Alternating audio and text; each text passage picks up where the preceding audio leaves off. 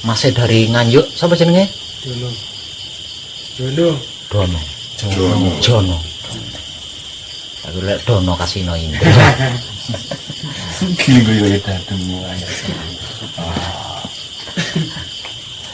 Mas Jono Nganjuk.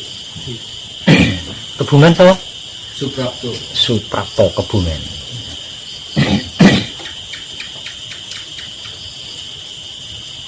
Termasuk yang dari Ungaran nggih.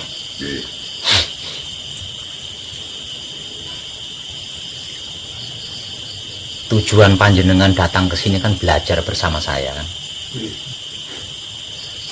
Belajar bersama saya artinya mengkaji apa yang sedang saya lakukan. Belajar bersama saya berarti mengkaji apa yang sedang saya lakukan.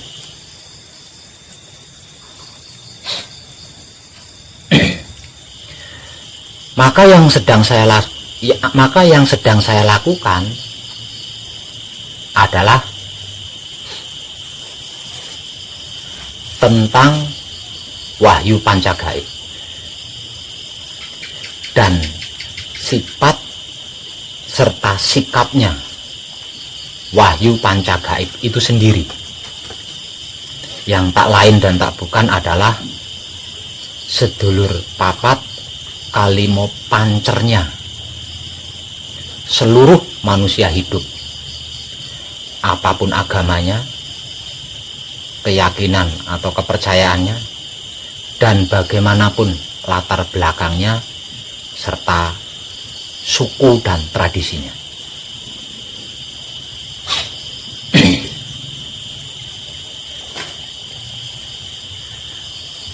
Apa yang sedang saya lakukan adalah tentang hidup, tentang maha hidup, dan tentang kesadaran rasa cinta kasih sayang dan maha hidup.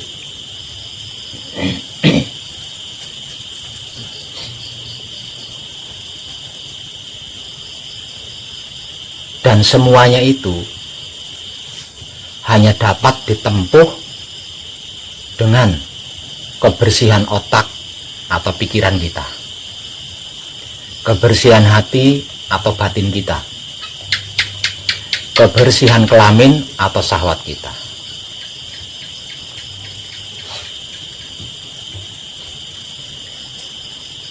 Otak atau pikiran bersih dari apa? Bersih dari perasaan-perasaan yang buruk atau perasaan-perasaan yang jelek atau perasaan-perasaan yang tidak baik.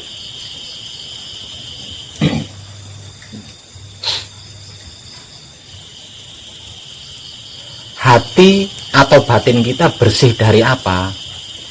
Bersih dari rasa iri, syirik, dengki, dendam, benci, fitnah, bully, mencari-cari kesalahan orang lain, mencari-cari kekurangan orang lain untuk dihakimi, untuk diadili, bahkan untuk dijatuhkan.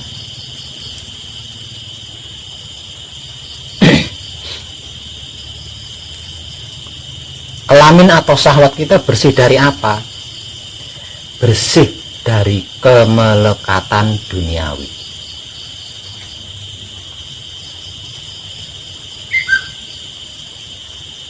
Belajar bersama saya berarti mengkaji apa yang saya lakukan.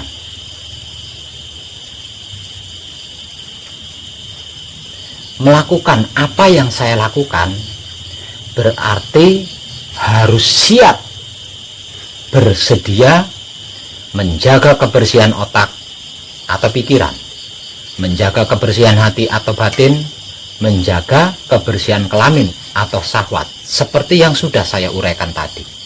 Apakah panjenengan sanggup? Itu tidak mudah.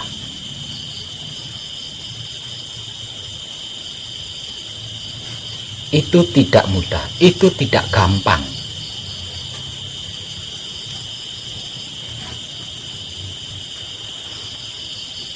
Itu hanya dapat dilakukan oleh orang-orang yang benar-benar sudah capek, sudah lelah, sudah bosan dengan penderitaan-penderitaan dunia, dengan kesedihan-kesedihan dunia, dengan kebohongan-kebohongan dunia, dengan pencabulan-pencabulan dunia. Kalau belum lelah di situ, belum capek di situ, pasti sulit, pasti tidak mudah menjaga kebersihan otak atau pikiran, menjaga kebersihan hati atau batin, menjaga kebersihan kelamin atau syahwatnya. Dan seumur hidup kita sudah terlanjur terbiasa mengotori pikiran kita atau otak kita, menodai batin kita atau hati kita, menyalahgunakan syahwat kita atau kelamin kita. Nah, seumur hidup kita terbiasa di situ.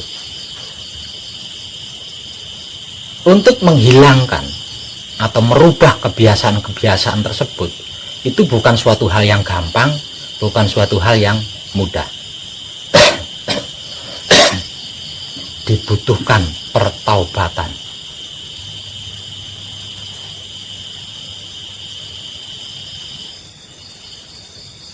Kalau panjenengan tidak bersedia sanggup, maka sama saja dengan belajar yang lainnya, sama saja dengan pengkajian lainnya, yang diperoleh hanya capek, lelah, bahkan kebingungan.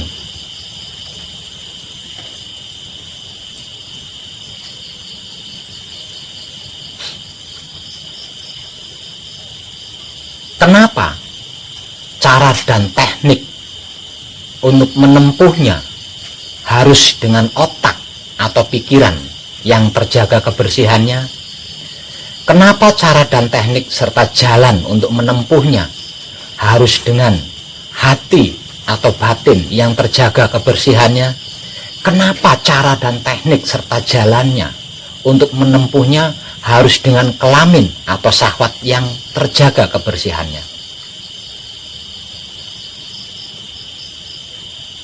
Karena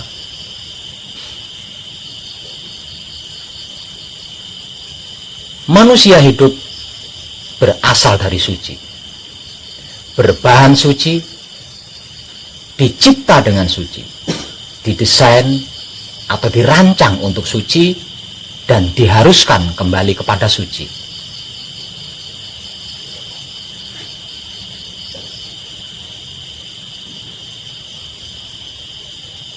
Karena bahan dasar tubuh atau wujud atau raganya manusia hidup adalah kesadaran rasa cinta kasih sayang Tuhan.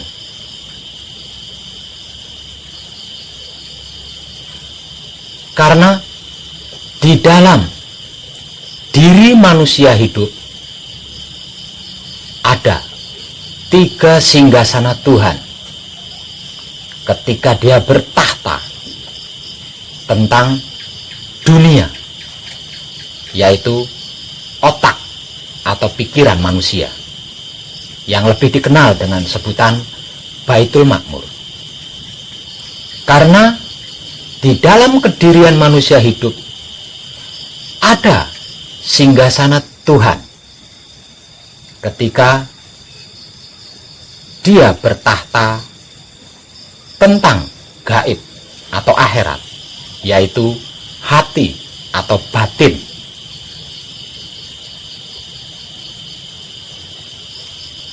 Karena di dalam diri manusia ada singgasana Tuhan ketika ia bertahta tentang dunia akhirat, yaitu kelamin atau syahwat.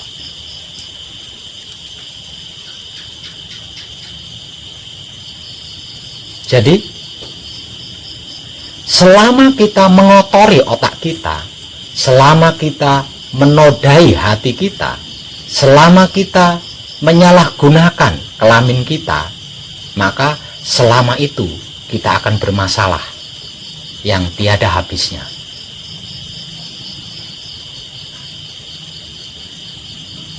Jangankan untuk mengenal diri, jangankan untuk mengenal Tuhan, menyelesaikan masalah di setiap saatnya saja tidak pernah kunjung selesai.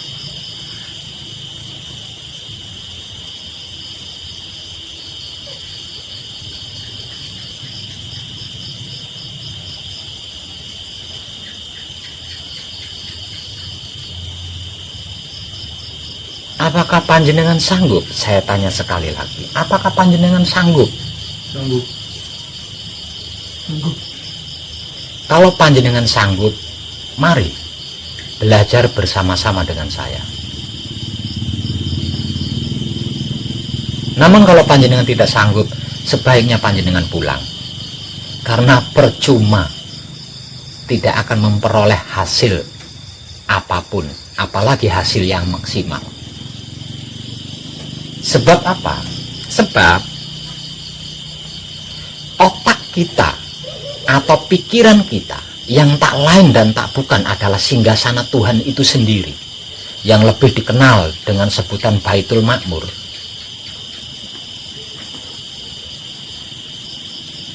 Kita gunakan untuk berpikir hal-hal yang negatif, untuk berpikir tentang hal-hal yang buruk, untuk berpikir tentang hal-hal yang tidak baik.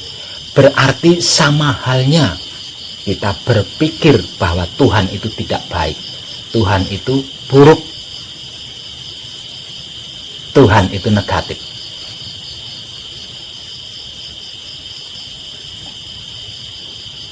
Ketika kita menggunakan hati atau batin kita untuk sirik, iri, dengki, dendam, benci, bully, fitnah,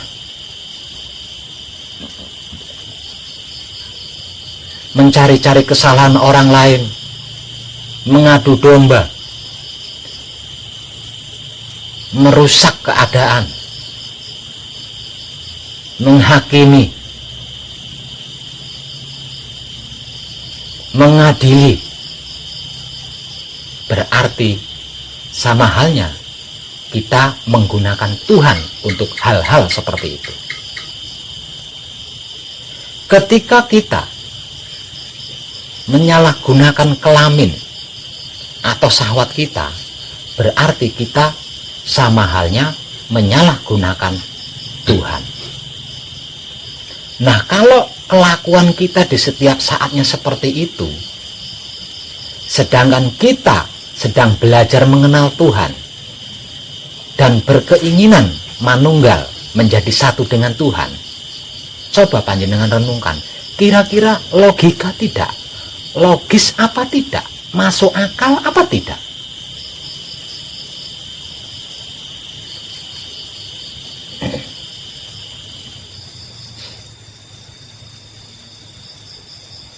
Sama sekali tidak logis, tidak masuk akal. Itu sangat bertolak belakang, bertentangan. Jadi, mengkaji apa yang saya lakukan di dalam prakteknya, jangan sekali-kali panjenengan merendahkan diri panjenengan sendiri, mengotori diri panjenengan sendiri, menghina diri panjenengan sendiri, menyesatkan diri panjenengan sendiri, menodai diri panjenengan sendiri, dan menyalahgunakan diri panjenengan sendiri. Ketahui dan jangan pernah lupa, kita berasal dari suci, berbahan suci, dicipta dengan suci, didesain atau dirancang untuk suci, dan diharuskan kembali kepada suci yang menjadi asal-usul kita. Ketahui dan jangan pernah lupa, identitas jati diri kita adalah kesadaran rasa cinta kasih sayang Tuhan. Ketahui dan jangan pernah lupa, ada 3 singgasana Tuhan di dalam diri kita. Ketahui dan jangan pernah lupa, ada 4 anasir esensi kesaktian Tuhan di dalam diri kita. Ketahui dan jangan pernah lupa, ada roh Tuhan di dalam diri kita.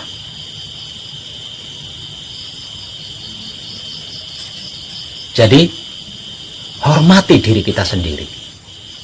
Hargai diri kita sendiri, sakralkan diri kita sendiri, dan jaga baik-baik diri kita sendiri, agar supaya tidak ternoda, tidak terkotori, dan tidak tersesat.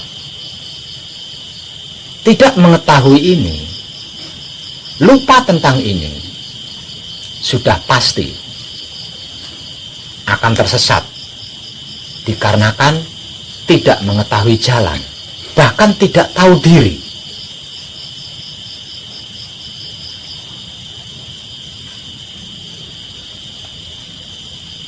Ketahui dan jangan pernah lupa, wahyu pancagaib dan sifat serta sikapnya wahyu pancagaib, yaitu wahyu pancalaku yang selama ini kita kenal sebagai iman, tak lain dan bukan adalah sedulur papat kalimo pancernya kita sendiri, yang merupakan isi dari tubuh kita atau penggerak tubuh kita,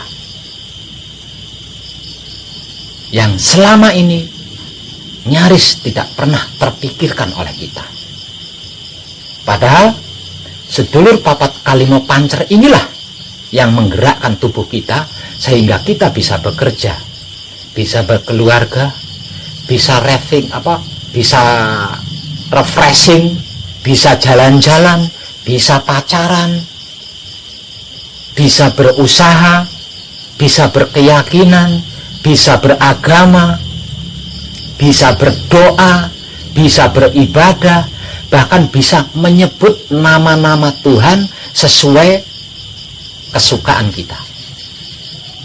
Tanpa adanya sedulur papat kalimo pancer yang menggerakkan jiwa raga kita, yang tak lain dan tak bukan adalah wahyu pancagaib, kita adalah mayat, tidak ada harganya sama sekali, hanya layak untuk dikubur atau dibakar.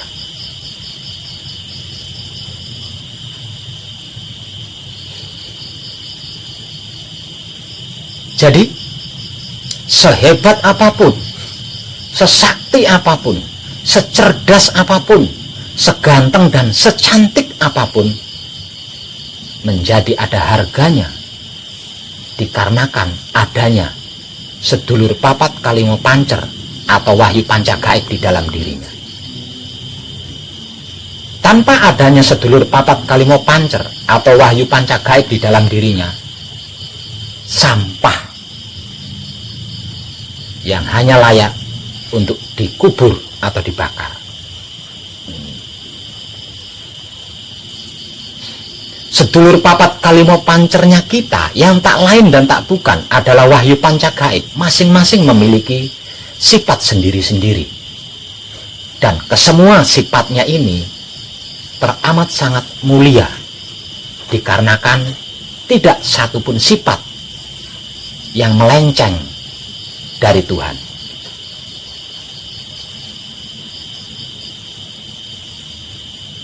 Sifatnya saudara mutmainah kita adalah pasrah kepada Tuhan. Sifatnya saudara aluamah kita adalah menerima keputusan Tuhan. Sifatnya pancer kita atau hidup kita atau roh Tuhan kita adalah mempersilahkan kuasa Tuhan.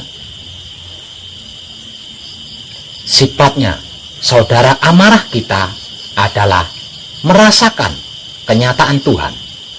Sedangkan sifatnya saudara supiah kita adalah menebar kesadaran rasa cinta kasih sayang Tuhan itu sendiri, kepada apapun, siapapun, dimanapun, hingga sampai kapanpun. Nah, kalau sifat mereka berlima yang menggerakkan jiwa raga kita adalah kemuliaan, karena hanya menuju Tuhan, lalu bagaimana mungkin kita bisa mengotori otak atau pikiran kita? Kita bisa menodai hati atau batin kita. Kita bisa memelekati kelamin atau syahwat kita yang sama sekali tidak menjurus kepada Tuhan.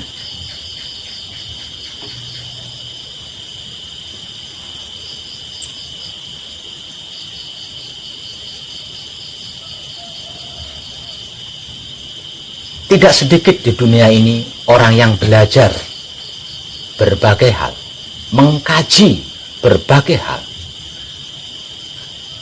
sehingganya tidak sedikit pula orang yang mengerti, memahami tentang anatomi tubuh, jiwa raganya manusia, tentang Tuhan dan kekuasaan Tuhan. Namun hanya sedikit yang mau bersedia mempraktekkannya. Dan hal inilah yang menjadikan kehidupan dunia kita tidak nyaman dan tidak membahagiakan.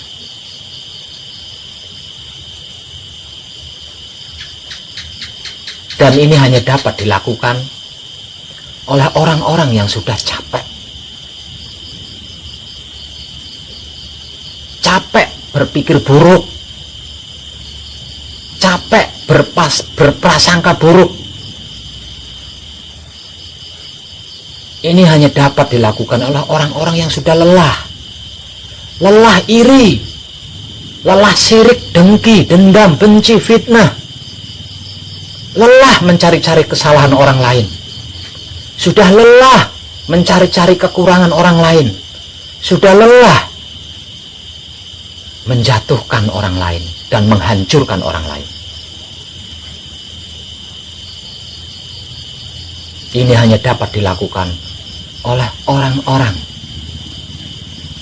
yang sudah lelah berpetualang. Jika belum lelah di situ, belum capek di situ, pasti akan mengalami kesulitan. Kesulitan untuk menjaga otak atau pikirannya sendiri. Berat menjaga kebersihan hati atau batinnya sendiri.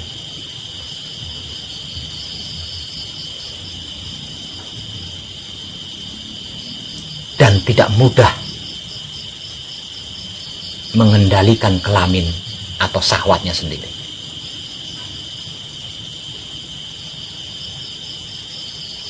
Apa yang saya lakukan, yang ingin panjenengan kaji bersama saya di sini, bukan suatu hal yang gampang,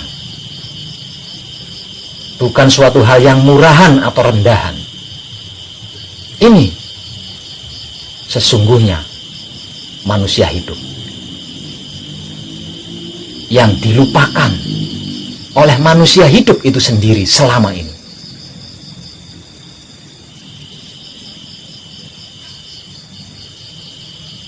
Tidak ada istilah sulit, tidak ada istilah rumit untuk menjaga otak atau pikiran,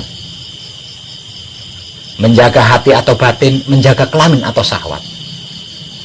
Karena kita memang berasal dari suci, berbahan suci, dicipta dengan suci, didesain atau dirancang untuk suci, dan diharuskan kembali kepada suci. Karena identitas jati diri kita adalah kesadaran rasa cinta kasih sayang Tuhan. Karena di dalam diri kita ada 3 singgasana Tuhan.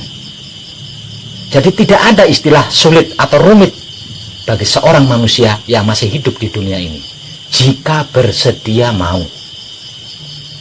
akan menjadi sulit dan rumit dan tidak mudah jika belum bersedia mau.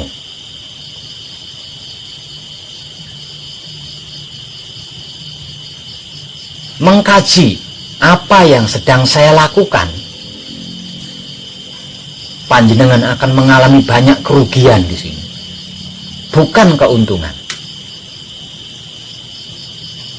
Nah, mengalami kerugian-kerugian ini panjenengan harus siap.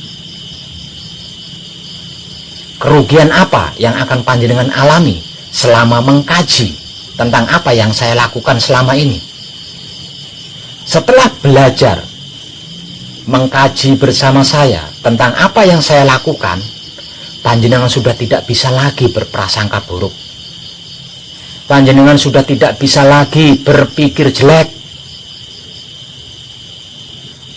Panjenengan sudah tidak bisa lagi sirik, iri, dengki, dendam, benci, fitnah, bully, mencari-cari kesalahan orang lain, menghakimi orang lain, mengadili. Panjenengan sudah tidak bisa lagi di situ. Panjenengan harus berhenti total di situ.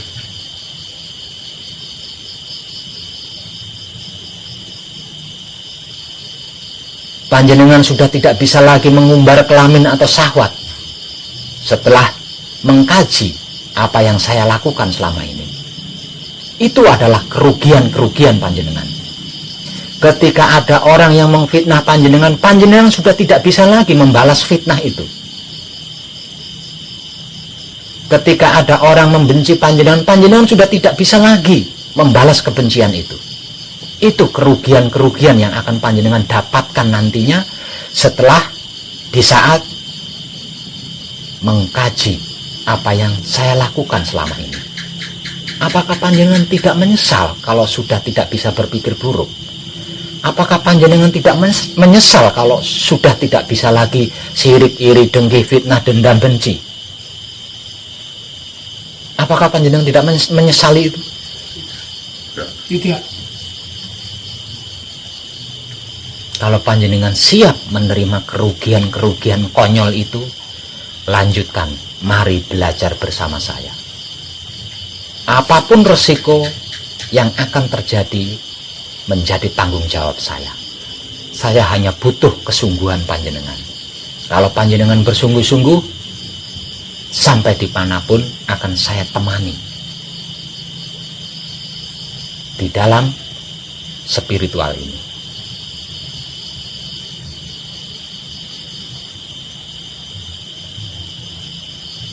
Mempraktekkan apa yang sedang saya lakukan selama ini ada dua tahap. Tahap awal dan tahap akhir. Mempraktekkan apa yang saya lakukan selama ini ada dua tahap, yaitu tahap awal dan tahap akhir. Tahap awal saya sebut sebagai laku murni menuju suci. Sedangkan tahap akhirnya adalah laku suci menuju abadi. Apa itu laku murni menuju suci? Laku murni menuju suci adalah proses perjalanan membersihkan diri karena suci yang hendak kita tuju. Kalau kelakuan kita tidak bersih, kalau kelakuan kita tidak murni, perbuatan kita tidak bersih, perbuatan kita tidak murni, kita tidak akan pernah bisa sampai kepada suci. Karena suci tidak bisa dicampuri dengan apapun, tidak bisa tercampuri dengan apapun. Itu adalah laku murni menuju suci. Artinya, apapun yang kita lakukan harus bersih. Apapun yang kita lakukan harus murni. Dikarenakan yang hendak kita tuju adalah suci.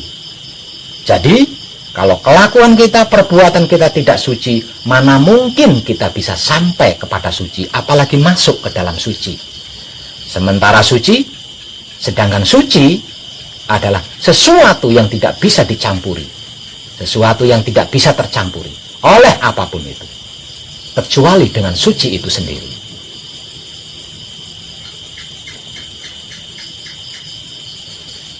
Bersih dari apa? Murni dari apa? Seperti yang sudah saya katakan tadi. Murni, bersih dari ego, pamrih, arogan. Murni, bersih dari prasangka-prasangka buruk atau jelek maksudnya. Bersih dari sirik, iri, dengki, dendam, benci, fitnah, dan bla bla bla yang sudah saya katakan tadi maksudnya. Bersih dan murni dari kemelekatan-kemelekatan yang tidak dan bukan Tuhan. Tahap akhir adalah laku suci menuju abadi. Laku suci menuju abadi adalah teknik atau cara untuk mempertahankan suci yang sudah berhasil dicapai. Karena untuk apa kita berhasil mencapai suci?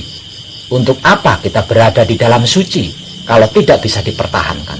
Kalau tidak dipertahankan, kalau pada akhirnya kita harus jatuh lagi, kalau pada akhirnya kita harus kembali kepada awal lagi, untuk apa?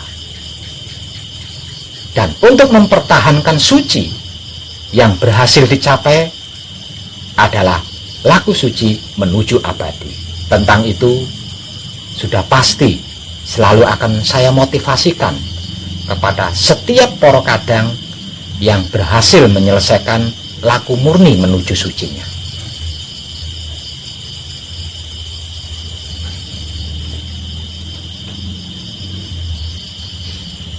Dengan ini, apakah panjenengan sudah mengerti dan paham apa yang sedang panjenengan kaji? Maka jangan main-main. Jangan main-main. Kalau panjenengan sudah mengerti dan memahami apa yang sedang panjenengan kaji, maka pesan saya, jangan main-main. Panjenengan harus bersungguh-sungguh.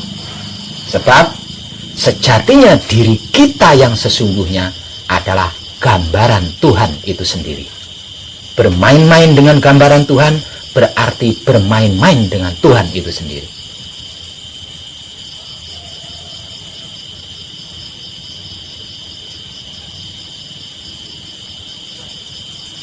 Saya rasa kadangan kita malam ini walaupun singkat, jelas dan padat deh. Dan saya cukupkan sampai di sini. Nanti kita akan sambung lagi di malam-malam berikutnya tentang yang lainnya. Namun intinya tetap satu, yaitu wahyu pancagaib. Dan sifat serta sikapnya wahyu pancagaib itu sendiri, yaitu wahyu pancalaku. Tentang hidup, tentang maha hidup, dan tentang kesadaran rasa cinta kasih sayang dan maha suci hidup. Namun dengan tema yang berbeda. Tercerahkan kita semua dan terima kasih. Terima kasih.